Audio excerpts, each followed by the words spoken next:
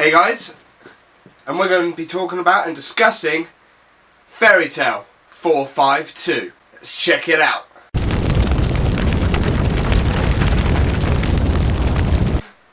Okay, so this chapter really is something I want to get right down into this chapter.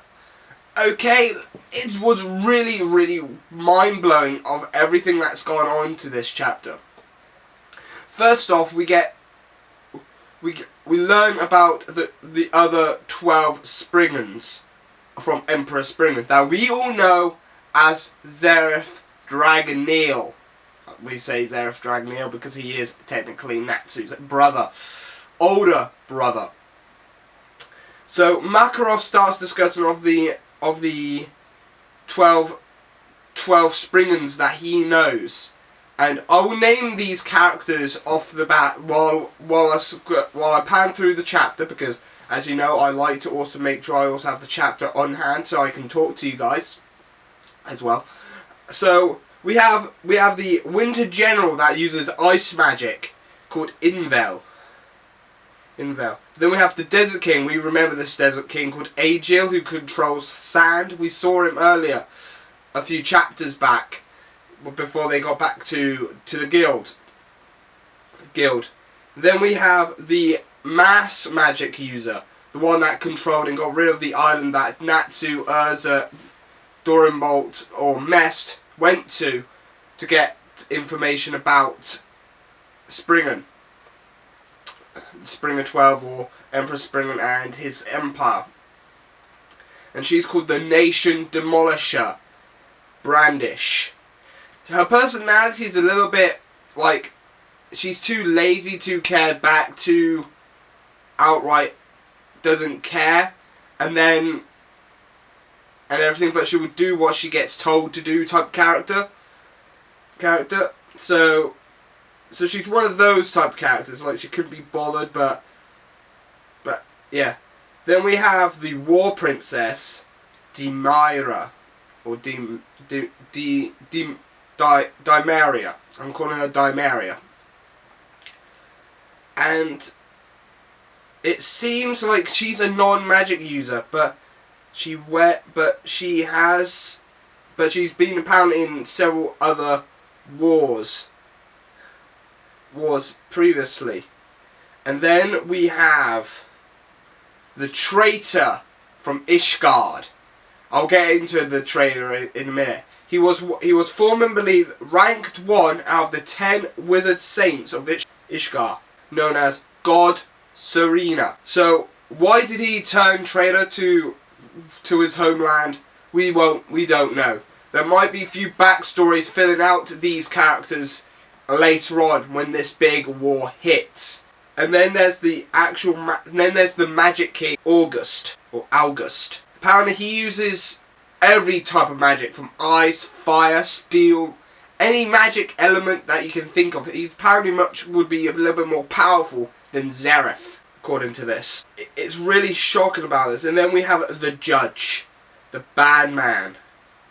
And we have 2 more known as a Blood Man and Nineheart. And then Bad Man, he's the Judge. Zeref now wants to just destroy Ishgard. He just wants to outright destroy Ishgard. Mavis is now going to help Fairy Tail and bring balance and stop him. So they're both now taking on tactic sides of things to bring everything back into. Agil pretty much explains that he can do it by himself, but Zeref wants everybody to help him. All his Springman 12 he wants them to help Zeref defeat Ishgard and destroy the nation.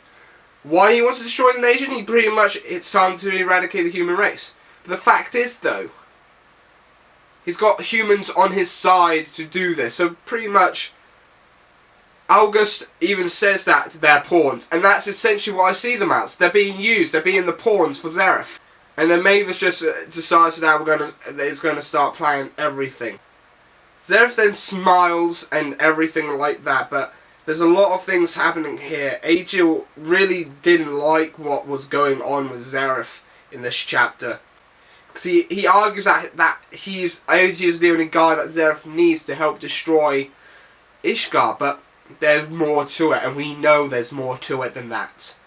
Fairy Tail's at a disadvantage at this point, but as well, there's a lot of things going on, and then it cuts back to Agniologia, the big bad dragon. Everybody knows who he is.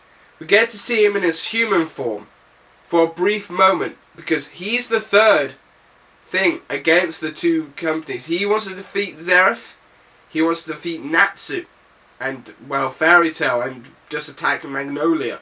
And he wants to just outright destroy Zeref. And then he suddenly changes into his dragon form.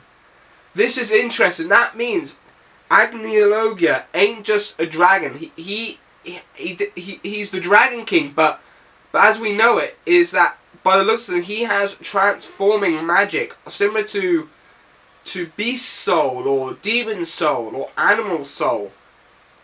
He's probably got Dragon Soul magic, where he takes the form of a dragon or something. Because remember the history of Agniolo, where they mentioned that he was once human that ended up learning magic from a dragon and learned the Dragon Slayer magic and then became a dragon himself. But because of the fact that he became a dragon himself, but is able then to revert back to a human, is interesting. Does that mean he developed his own kind of magic? But this chapter was really, really interesting. It is building up by the looks of things. We are on the final arc of Fairy Tail by the sound of it, guys.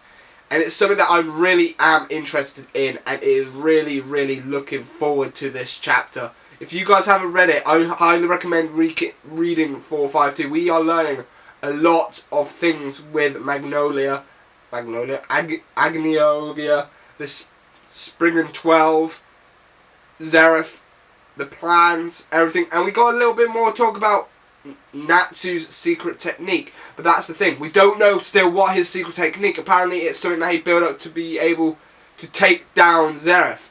But that power we still don't know. So it really is something that I really want us to think about. I will be talking... I might do a separate video about Natsu's secret technique later on this week for you guys, so we can get a little bit more discussions going. But anyway, what do you think about this week's chapter 452? Did you like it? Did you not like it?